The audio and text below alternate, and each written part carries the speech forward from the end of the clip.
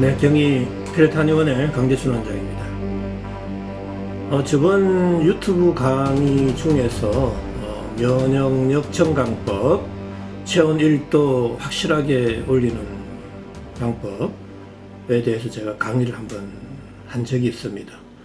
그 동영상이 상당히 우리 시청자 여러분들한테 폭발적인 반응을 보여가지고요. 그 이후에도 이제 면역에 관련된 동영상들은 꾸준히 올리고 있습니다. 그런데 오늘만큼은 면역력을 떨어뜨리는 요인들이 뭐가 있는지 그 7가지에 대해서 차근차근 좀 설명을 드릴까 합니다. 이번 동영상만 잘 보신다라면 정말 내가 건강하게 살 수 있는 방법을 찾지 않겠나 그렇게 확신을 합니다. 저번 영상에서도 면역은 체온이다 그랬죠. 체온 중에서도 신부체온이다라는 이야기입니다. 신부체온이 37도만 유지된다라면 무병장수할 수 있다. 영원히 살 수 있다. 죽지 않을 수 있다라고 제가 말씀을 드렸습니다. 잘 생각해 보시기 바랍니다. 체온이 떨어질 때 사람이 죽어가는 거고요. 나이가 들어가는 과정도 체온이 떨어지는 과정입니다. 아무리 나이가 들어도 신부체온 37도만 유지된다라면 전혀 죽을 수가 없다라는 이야기입니다. 자, 오늘은 그렇다면 이 면역력을 떨어뜨리는 핵심적인 7가지 요인들이 있는데요. 그거에 대해서 한번 살펴보고요. 자, 항시 저는 이 구체적인 강의에 들어가기에 앞서 저의 피레토 세라피의 그 이론적인 부분을 꼭 말씀드리고 있습니다.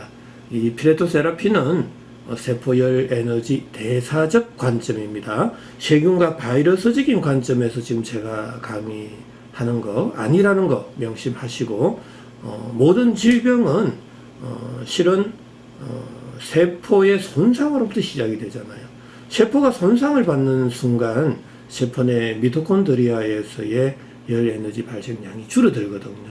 그래서 심부온도가 내려가고 그 심부온도의 저하가 모든 질병의 시작이 될 수 있다라는 이야기입니다. 그래서 외부의 어떤 침입에 의한 세포의 손상보다는 내부의 어떤 문제로 세포의 손상이 더 많이 일어날 수 있다라는 이야기입니다. 그래서 저는 세포열 에너지학적 관점에서 모든 질병을 연구하고 또 치료하고 있습니다. 자, 오늘도 그러한 관점에서 면역력을 떨어뜨리는 7가지 핵심적인 요인 제가 설명을 드리겠습니다. 자, 일단 면역력을 떨어뜨리는 7가지의 핵심적인 요인을 설명하기에 앞서 피레토 세라피에 대한 이론적인 근거에 대해서 간단히 좀 설명을 드리겠습니다. 자, 우리 모든 생명체는 세포로 구성이 되어 있고요. 세포가 건강해야만 내가 건강해질 수 있다라는 이야기죠. 세포가 정상적인 기능을 할 때 나의 말을 하거나 움직이거나 생각하거나 이런 생명 활동을 정상적으로 우리가 발휘할 수 있게 된다라는 이야기입니다. 자, 이러한 세포가 건강할 때 내가 건강한데, 세포가 건강하다라는 의미는 세포에서의 그 열 에너지가 정상적으로 발생할 때 우리가 세포가 건강할 수 있겠죠. 그래서 그것은 미토콘드리아에서 열 에너지가 이렇게 합성이 되고 발생이 되는데, 바로 그러한 과정 속에 있어서 심부 온도가 항시 37도가 되어줘야 된다라는 이야기입니다. 이런 심부 온도가 이제 37도일 때도 세포도 정상적인 생명 현상을 발휘할 수 있다라는 이야기고요. 심부 온도가 자꾸 낮아지잖아요. 심부 온도가 급속도로 이렇게 낮아지면 죽음의 시간이 빨리 다가오고 있다라는 걸 알 수가 있죠. 우리가 저체온증이라고 하면은 35도만 돼도 저체온증이죠. 정상적인 심부 체온 37도와 저체온 간의 온도 차이는 불과 2도에 불과하고요. 삶과 죽음의 온도 차이는 거의 10도에 불과합니다. 10도만 떨어져도 모든 생명체는 죽을 수 있다라는 이야기입니다. 그래서 우리는 이 심부 온도를 어떻게 하면은 떨어뜨리지 않고 유지하면서 살아갈 수 있을까를 우리는 고민을 해야 되고, 그러한 과정 속에서 우리는 정상적인 생명 활동을 할 수 있다, 무병 장수할 수 있다라는 이야기입니다. 자, 그런데 이 심부 온도가 우리가 유지되는 것은 정말 불가능합니다. 그래서 영생을 하는 생명체는 단 하나의 생명체도 존재할 수 없다라는 이야기죠. 제 연구에 의하면 이 심부 온도는 올라갈 가능성보다도 떨어질 가능성이 99.99%다라는 이야기입니다. 자, 그 이유는 뭐라고 그랬죠? 당시 내가 살아가는 이 환경의 온도가 내 몸속 온도보다도 낮기 때문에 그렇다라는 이야기입니다. 항시 에너지는 높은 에너지 준위에서 낮은 에너지 준위로 이동을 하거든요. 우리가 오늘 아침밥을 먹고 나서부터 또 열은 발생하지만 그 열 에너지가 어느 정도 발생의 최고점에 달한 이후부터는 또 에너지 발생량이 줄어들게 됩니다. 바로 그때부터는 또 체온이 서서히 떨어지게 되죠. 자, 신부 체온이 떨어지는 순간 또 어느 시점, 어느 시간이 되면 우리는 또 밥을 먹고 또 신부 체온을 올려줘야 됩니다. 자, 그러한 과정 속에서 신부 체온이 일정하게 유지가 된다라면 우리는 건강을 유지할 수 있겠죠. 하지만 그렇지 못한 경우가 살다 보면 너무나 많습니다. 우리가 굶을 수도 있고요. 기분이 언짢아서 우리가 소화가 안 될 수도 있고, 또 밥을 먹더라도 그 밥이 정상적으로 분해가 되거나 소화가 또 안 될 수도 있습니다. 또 음식 자체에서의 열 에너지 발생이 적은 음식을 먹을 수도 있는 거고요. 다양한 요인들에 의해서 이 밥을 먹더라도 신부 온도가 내려갈 수 있는 환경과 여건이 너무나 많다라는 사실입니다. 자, 일단은 이 신부 온도가 일정하게 유지가 되면 참 좋은데 그렇지 않은 경우 우리가 상대적으로 피부 온도가 올라간다라는 거 꼭 기억해 주셔야 됩니다. 자, 그래서 신부 온도와 피부 온도의 상관성인데요. 신부 온도란 뇌를 포함한 오장육부의 온도를 말한다 그랬죠. 항시 37도일 때 세포가 정상적인 생리 기능을 발휘할 수 있다라는 이야기고요. 이 피부 온도라는 것은 이 두피를 포함한 사제 온도를 말합니다. 자, 그런데 그 내부 장기의 표면의 온도, 점막의 온도도 다 피부 온도라고 생각해 주셔야 됩니다. 그럼 장점막의 온도, 피부 온도죠. 자, 그럼 장점막의 피부 온도가 올라간 게 장염이 되는 겁니다. 자, 이렇게 생각하시면 우리가 왜 염증이 발생하는지도 쉽게 이해할 수가 있습니다. 자, 그런데 신부 온도와 피부 온도의 상관성인데요. 항시 체온 조절 중추 이 시상하부에 있어서는 체온의 항상성을 항시 유지하려고 애를 쓰죠. 신부 온도가 올라갈 때는 피부 온도가 내려가는 겁니다. 신부 온도가 내려갈 때 피부 온도는 올라가게 된다. 그래서 항시 체온의 항상성을 유지하게 되는데 문제는 신부 온도는 측정할 수가 없다라는 이야기입니다. 지금 현대의학에서 이 신부 온도를 측정할 수 있는 기구는 없습니다. 있다고 개발했다고 하지만 그 온도도 피부 온도에 불과하다라는 게 저의 연구 결과입니다. 신부 온도라는 것은 실질 내부 장기의 온도라고 생각하시면 됩니다. 자, 이게 굉장히 어려운 또 개념인데요. 만약에 간 실질 내부의 장기의 온도가 바로 신부 온도고요. 만약 간 내부에 있어서도 간에 만약에 혈관이 있다. 그럼 간 혈관의 그 표면의 온도는 또 피부 온도라는 이야기입니다. 그래서 우리 한의학에서도 양 중에 또 중에 양이 있고 양 중에 음이 있습니다. 자, 그런 개념으로 이 신부 온도와 피부 온도도 이해를 해주시면 좀 더 이해가 쉬울 수가 있습니다. 자, 일단은 문제는 이 신부 온도가 일시적으로 상승하거나 일시적으로 하강하는 것은 큰 문제가 없을 수도 있습니다. 하지만 이게 신부 온도가 장기적으로 갔을 때 그러면은 장기적으로 피부 온도는 올라간다라는 사실이죠. 자, 그러한 과정 속에서 저는 다양한 염증이나 질환들이 발생한다라는 이야기인데요.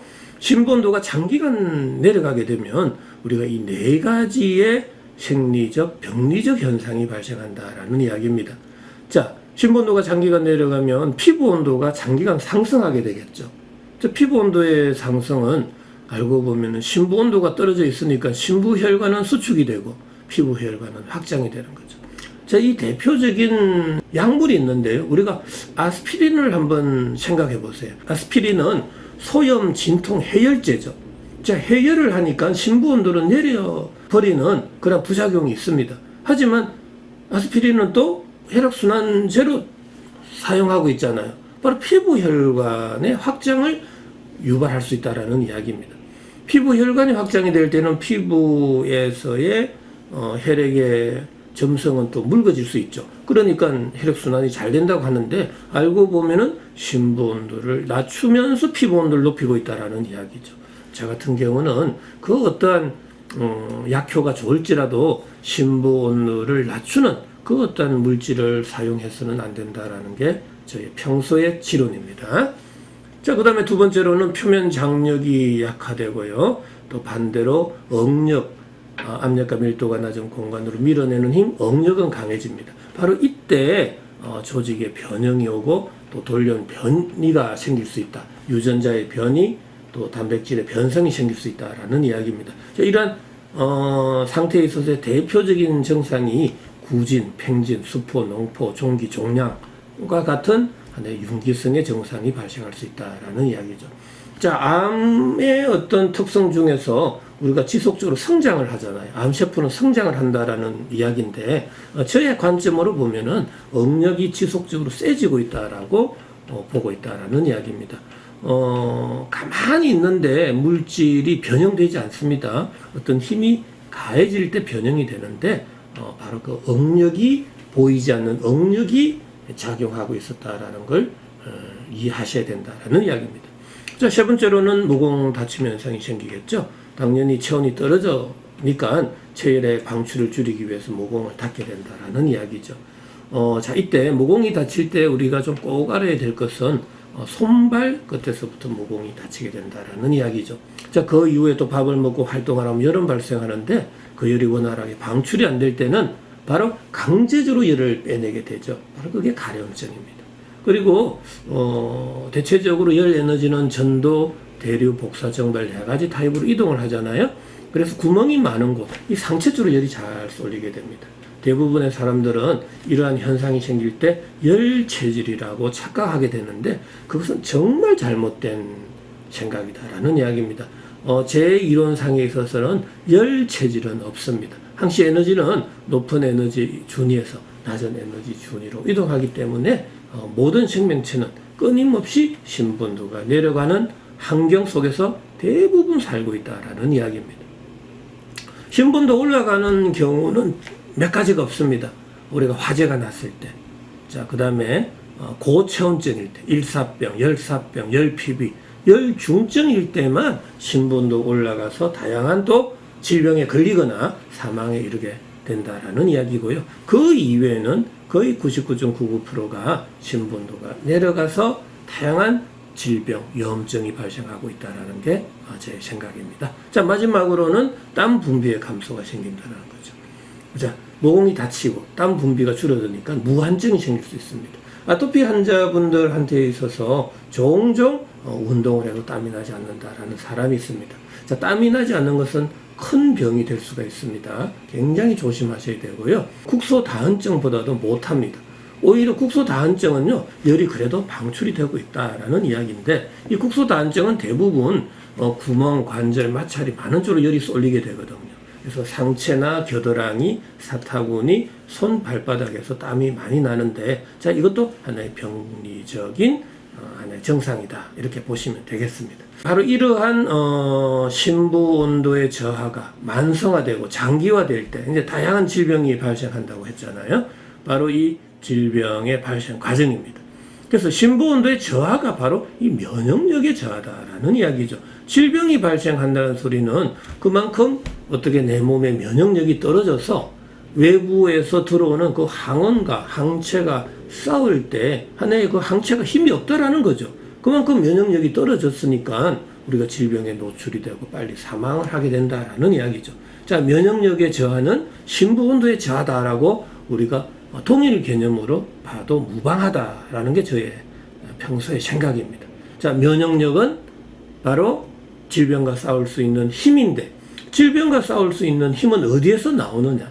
바로 심부 체온에서 나온다라는 이야기입니다. 자, 심부 체온이 항시 정상화됐을 때는 우리가 면역세포, 백혈구, 적혈구, 혈소판, 임파구, 형질세포들의 그 활동량이 많아지고요. 그 활동량이 많아진다는 소리는 그만큼 면역력이 강해질 수 있다. 질병과 싸울 수 있는 힘이 생길 수 있다라는 이야기죠. 자, 이러한 개념을 바탕으로 자, 우리가 오늘 면역력을 떨어뜨리는 7가지의 그 핵심적인 요소가 뭔지 우리가 심층 분석해 드리겠습니다. 자, 구체적으로 한번 들어가 볼까요? 자, 면역력을 떨어뜨리는 7가지입니다. 자, 굉장히 중요합니다. 오늘 이 시간만큼은 반드시 우리가 기억하고 또 실천할 필요가 있다라는 이야기인데요. 자, 하나, 둘씩 한번 살펴보죠. 자, 첫 번째로는 이 면역력을 떨어뜨리는 7가지 중에서 첫 번째, 바로 비만입니다. 비만. 자, 이거는 뭐가 문제냐 하면은 구조적인 문제가 있습니다. 자, 사람이 계속 이 살이 쪄버리면 움직임이 줄어듭니다. 아주 귀찮아져요. 뭐 일하기도 싫고 뭐 생각하기도 싫고 그냥 눕고 먹고 자고만 하려고 한다라는 이야기예요. 구조적인 문제입니다. 이거는 뭐 알고 보면은 이 운동량이 줄어드는 거죠. 움직임이 줄어든다는 소리는 운동량이 줄어든다는 거예요. 자, 그럼 운동량은 운동 에너지죠. 그럼 내 몸에서 운동량이 줄어든다, 운동 에너지가 줄어든다. 운동 에너지는 뭘로 전환이 되죠? 열 에너지로 전환이 되는 거예요. 그러면은 내 몸의 열 에너지 발생량이 상대적으로 줄어든다라는 이야기입니다. 제 이론은 인체 물리학적인 관점이에요. 그냥 사람이 잘 생각해 보세요. 살이 쪄버리면요 움직임이 둔해요. 당연히. 날씬한 사람들 보세요. 우리 운동선수들 중에 이 날씬한 사람은 빨리빨리합니다. 움직임이 민첩해져요. 그만큼 운동량이 많아지는 겁니다. 상대적인 개념입니다. 뭐 살이 찐 사람도 운동 열심히 하는 사람은 아무 관계가 없어요.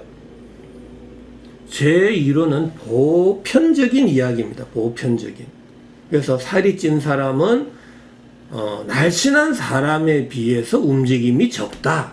그러면 움직임이 적다라는 의미는 운동량이 적고 운동 에너지 발생량이 줄어든다. 운동 에너지 발생량이 줄어드는 것은 열 에너지 발생량이 줄어든다. 자, 내 몸 속에서 열 에너지 발생량이 줄어드는 순간 심부 온도는 내려간다라는 이야기입니다. 자, 이해가 됐습니까? 이게 이 구조적인 문제라 좀 내 몸을 좀 날씬하게 좀 이렇게 만들 필요가 있다라는 이야기죠. 살이 찐 사람은요, 고혈압이 생기죠. 당뇨가 잘 생기죠. 왜 그러죠? 고지혈증이 생깁니다. 자, 심부 온도가 내려가는 순간 심부혈관은 수축을 하겠죠. 자, 심부혈관이 수축이 되는 순간 혈압은 올라가게 됩니다. 그게 바로 고혈압이고요. 심부 온도가 내려가는 순간 당 분비를 많게 합니다. 왜? 체온을 높이려고. 당에서 ATP가 나오거든요. 아데노신 트리포스페이트라는 열 에너지가 발생하는 거예요. 그때 우리가 체온이 올라가는 겁니다. 자, 그런데 심부온도가 내려가면 혈중의 당 수치의 분비량을 많게 하는 거예요. 그때 혈액 검사를 하게 되면 당뇨로 진단 내려버려요.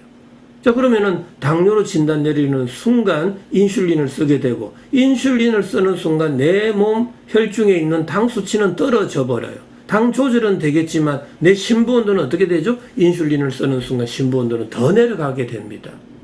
문제는 다시 혈당 분비를 많게 하게 되고요. 또 인슐린을 쓰게 되고 체온 떨어지고, 이는 계속 무한 반복이죠. 그래서 인슐린은 당뇨를 치료하는 근본적인 치료약이 될 수 없고요. 당 조절약인데 오히려 이 당 조절약이 심부 온도를 낮추게 된다라는 이야기입니다. 자, 고지혈증도 마찬가지죠. 심부 온도가 내려가면 혈액의 점성은 높아집니다.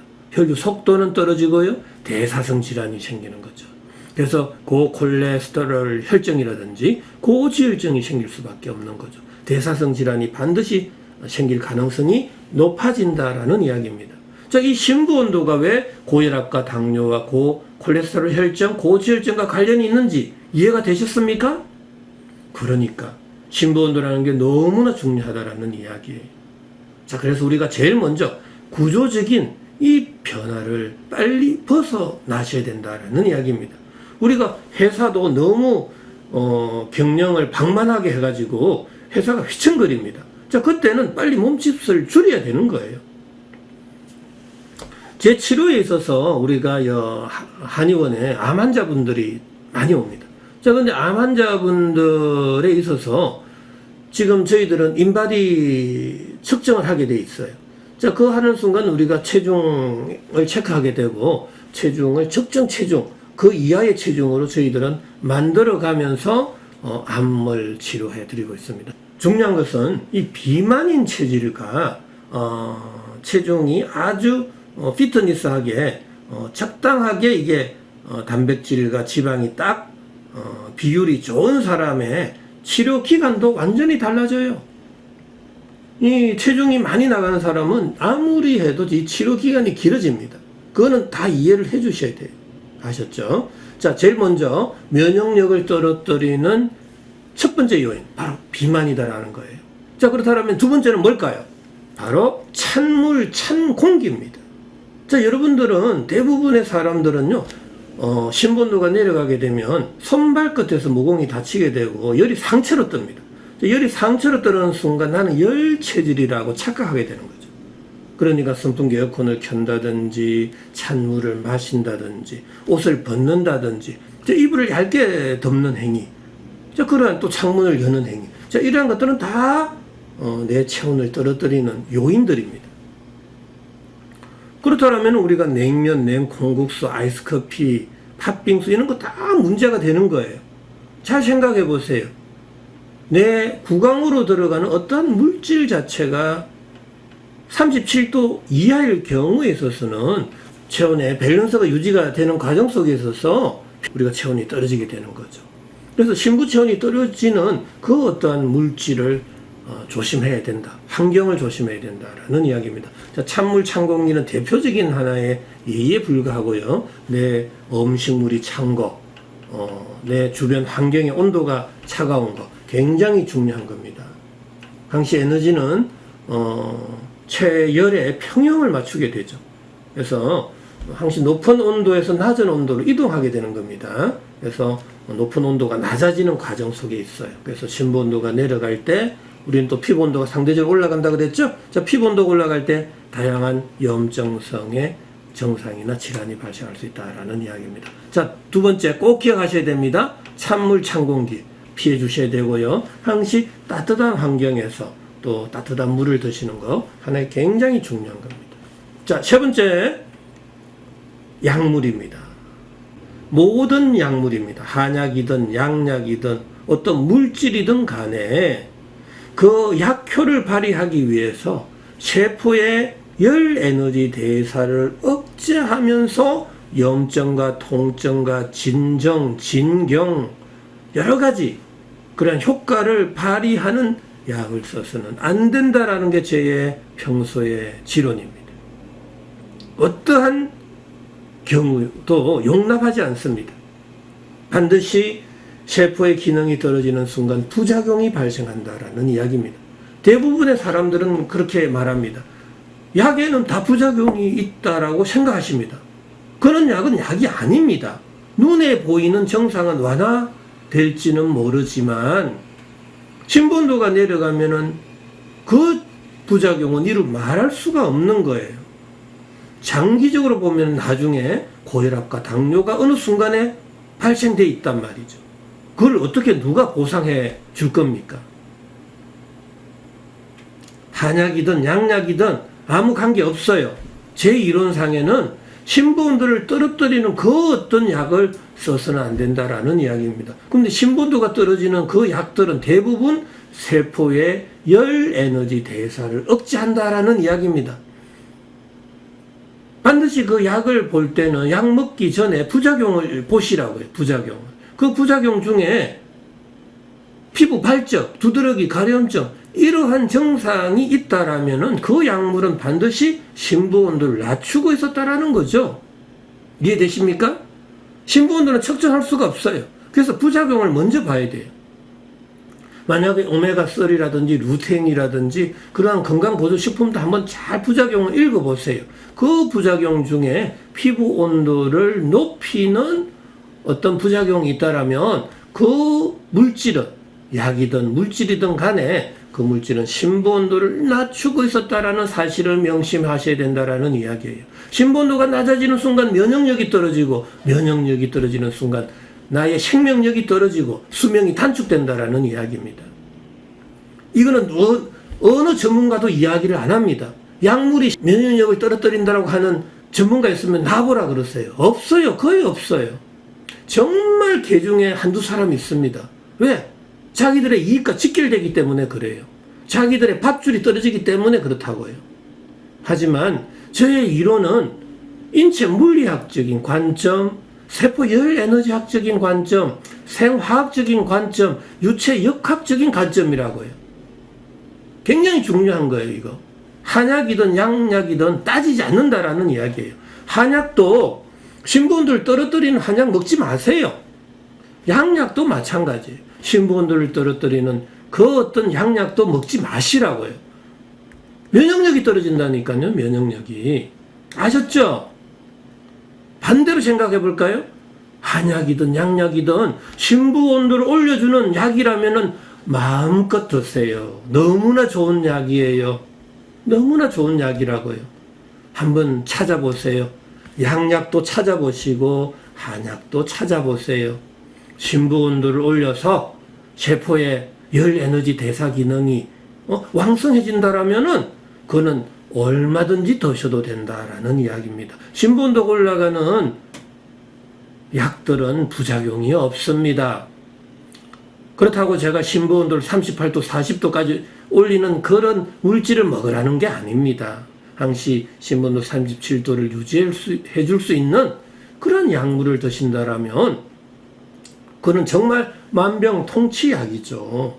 안 그래요? 왜? 신부 온도가 유지된다라면 나는 무병장수할 수 있으니까. 이런 말씀 들어본 적 있습니까? 이때 좋아요, 구독 꼭 눌러주셔야 되는 거예요. 알림 설정도 하시고요. 이런 설명해주는 동영상 없습니다. 여러분들이 건강해질 수 있다라면 저는 여러분들한테 모든 정보를 알려드릴 자신이 있을 거예요. 그러한 각오가 되어 있습니다. 자, 신부 온도를 떨어뜨리는 세 번째 요인, 약물입니다. 약물. 꼭 기억해 주셔야 됩니다. 자, 그 다음에 네 번째 한번 살펴볼까요? 자, 네 번째. 영양제입니다. 영양제. 이 건강보조식품이요. 지금 너무나 만연해 있고, 어떤 저 공중파라든지 케이블 TV 한번 털어보세요. 다 영양제 광고예요. 영양제가 뭐가 좋다라는 겁니까? 항산화작용이 좋다고요? 노화를 방지한다고요? 노화 방지하면 어떻게 됩니까? 항산화작용이 있으면 어떻게 돼요? 산화가 안 되는 거죠? 산화가 안 되면은 분해가 안 되는데요? 분해가 안 되면은 산화열 발생이 안 되는데요? 산화열 발생이 안 되는 그런 물질을 자꾸 먹으면은 내 몸 속에서 들어온 물질에서 열 발생이 안 되면 오히려 신부 온도를 낮추네요? 피부 온도를 높이네요? 모공은 닿네요? 왜 드세요? 돈 들어가면서 신부 온도 떨어뜨리고 생명력이 떨어지고 면역력이 떨어지는 그 물질을 왜 드시냐고요. 저는 여기에 오시는 분들 다 영양제 끊으라고 그래요. 저는 평생 동안 영양제 먹어본 적이 없어요. 제가 60인데 고혈압, 당뇨, 고지혈증 하나도 없습니다. 영양제 한 번도 먹어본 적 없어요. 영양제가 문제라고요. 영양제 중에도 그럼 신부 온도를 올려주는 영양제는 마음껏 드시라고요. 됐죠? 이해 쉽죠? 그런데 신부 온도가 올라갔는지 안 올라갔는지 모른다라는 거잖아요. 측정할 수가 없으니까. 자, 그러니까 영양제의 부작용을 꼭 읽어보시라고요. 자, 그 중에 피부 발적, 발진, 부종, 홍반, 가려움증, 두드러기가 생긴다라면 그 영양 물질은 신부 온도를 낮추어서 피부 온도를 올리고 있구나라고 생각하시면 되잖아요. 자, 그럼 신부 온도를 떨어뜨리는 그 어떤 물질을 먹으면 안 된다라는 거니까 지금 너무나 영양제를요. 여기 환자분들 보시면 영양제가 한두 가지 먹는 게 아니에요. 마그네슘, 철분, 아연, 셀레늄 다 먹어요, 그냥. 여기 환자분 중에 21가지의 약과 건강보조식품을 먹는 분 봤어요. 제가 그걸 다 끊게 해드렸습니다. 아주 건강하세요, 그분. 요즘. 여러분들의 생각을 버려주셔야 됩니다. 내 속에 박혀져 있는 영양제 안 먹으면 큰일 나는구나. 나는 왜 밥을 먹습니까? 영양 때문에 밥을 먹어요? 그렇지 않습니다. 밥은요, 내 몸속에 있는 열 에너지를 공급하기 위해서 밥을 먹는 거예요. 이거 명심하셔야 됩니다. 밥을 먹는 이유는 신부 체온을 높이기 위해서 밥을 먹는 거지, 내 몸속에 영양 공급하기 위해서, 영양을 공급하기 위해서 밥 먹는 거 아닙니다. 선우가 뒤바뀌면 안 돼요. 밥 안 먹고 그러면 영양제만 드셔보세요. 어떤 일이 벌어지는지. 참 우선 일이 벌어질 거예요. 자, 이 영양제로부터 벗어나셔야 됩니다.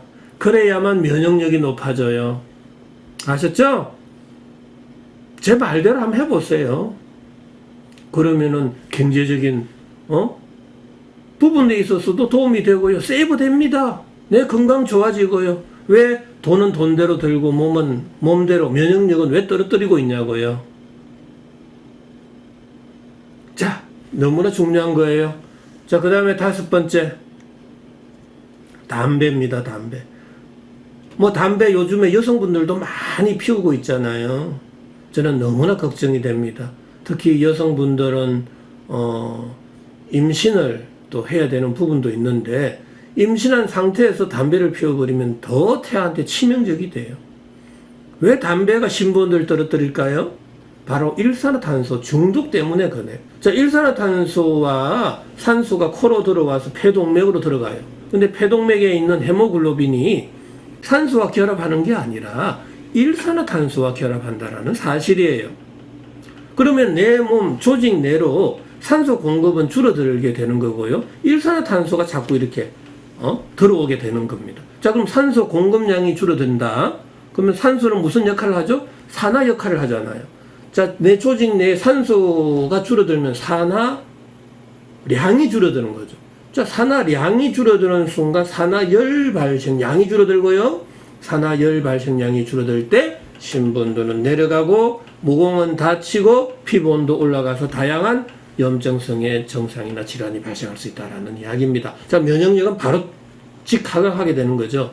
만약에 예를 들게요. 담배를 하루에 한 5갑을 피워요. 어떻게 될까요? 굉장히 문제가 됩니다. 그냥 거의 연탄가스 마시는 정도에 속한다고 보셔야 돼요. 연탄가스 마시면 왜 죽느냐고요? 바로 면역력이 바로 떨어지는 거예요. 체온이 바로 떨어지는 거예요. 체온이 떨어질 때 면역력이 떨어지는 거잖아요. 자, 왜 일산화탄소 중독에서 사람이 죽는지 반드시 이해하셔야 되고요. 그 일산화탄소 중독은 바로 담배입니다. 담배.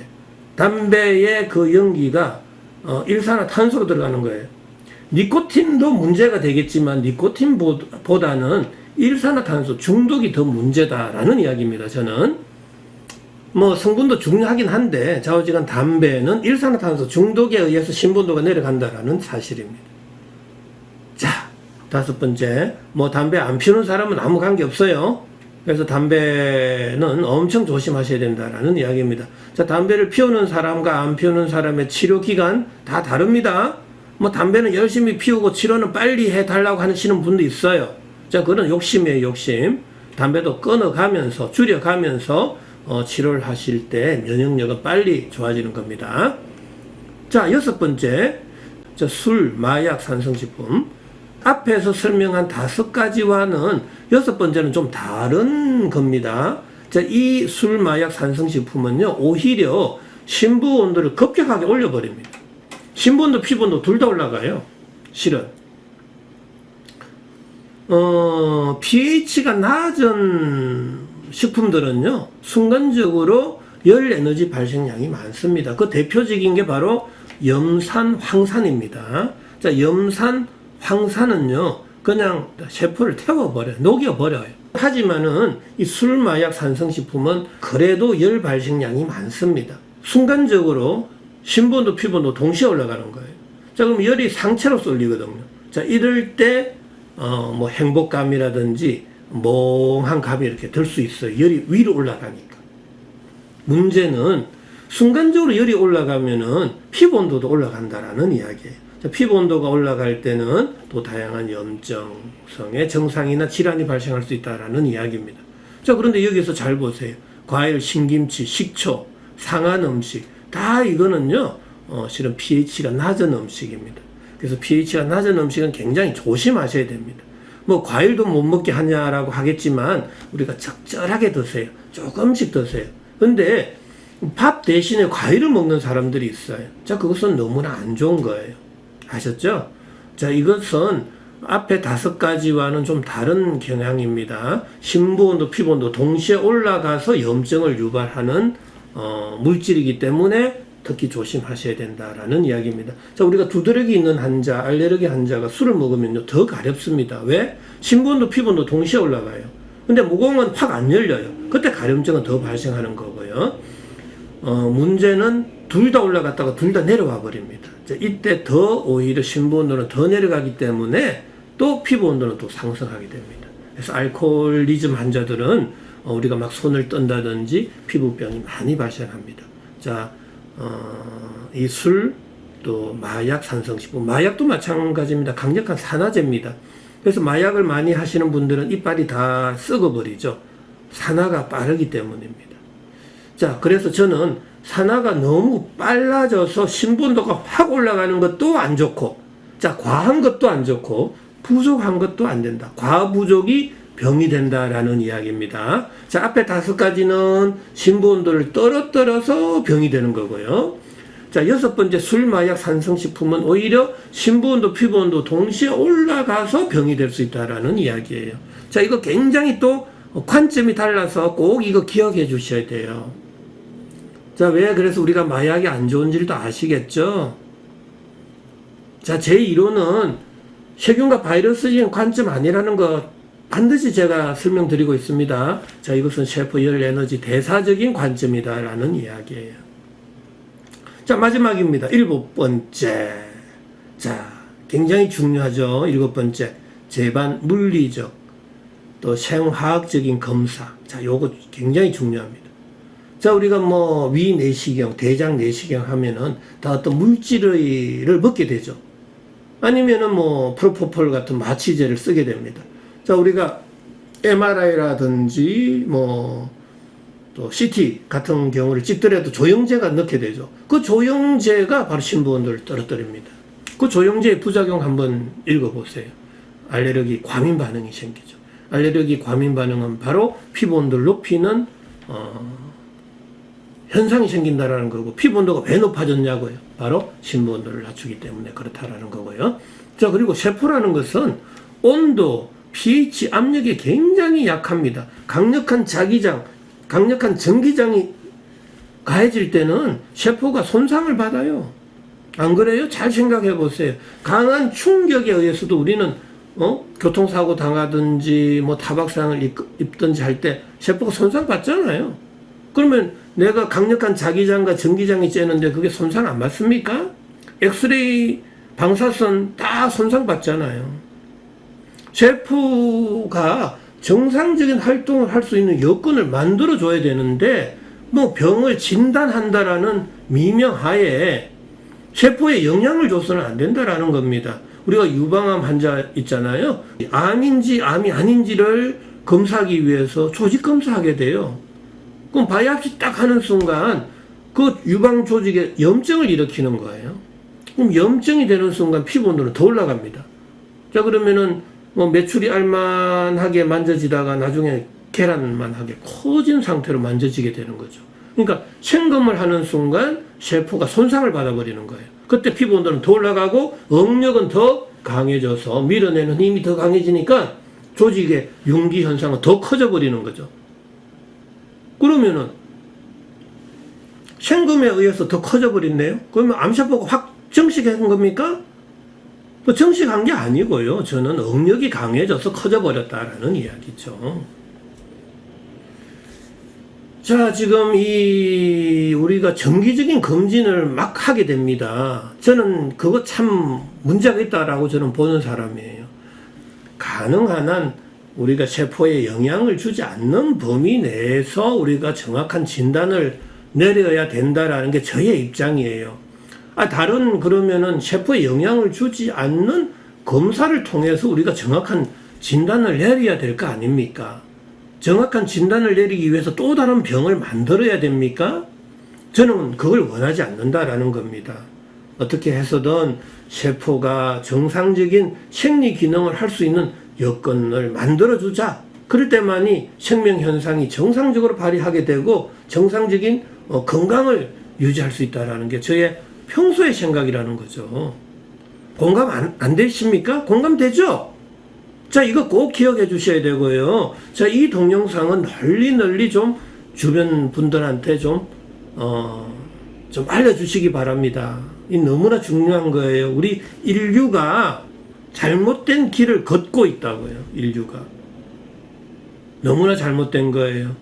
약이 아니죠. 약이, 오히려 약 주고 병 주고 하는 거예요. 신부원들을 떨어뜨리면서 약을 쓴다? 저는 그거 절대로 용납할 수 없습니다.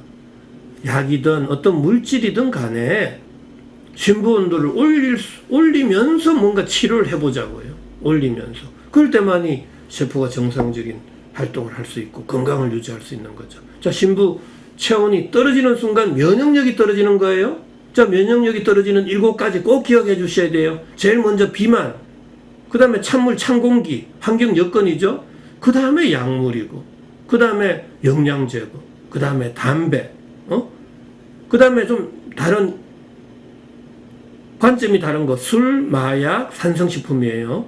자, 상한 음식도 마찬가지죠. 상한 음식을 먹게 되면 이 순간적으로 열이 폭발하는 겁니다.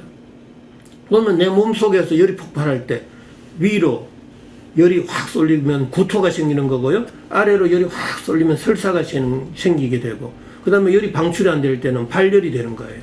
자, 구토, 발열, 설사 3대 정상이 바로 식중독의 3대 정상이잖아요.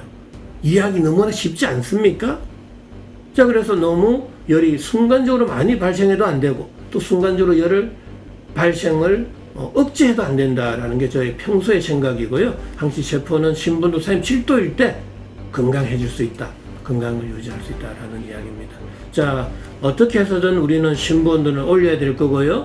높아져 있는 피부 온도는 낮춰야 될 겁니다. 닫혀져 있는 모공을 열어서 열 에너지가 어느 한쪽으로 쏠리지 않고 인체의 골고루 전신으로 열 에너지가 분산 방출이 되면서 피부에서의 온도 편차가 안 생길 때 우리는 아주 피부 조직도 단단해지고 건강해질 수 있다라는 이야기입니다. 자, 이 면역력을 떨어뜨리는 7가지 요인들 반드시 기억해 주시고 또 생활 속에서 피해가면서 우리가 생활하신다라면 굉장히 건강해질 수 있다. 너무 두려워하지 마세요. 이 7가지만 잘 피해 주신다라면 내 몸 하나 정말 건강하게 생활할 수 있다라는 이야기입니다. 자, 오늘도 건강한 하루 되시기 바랍니다.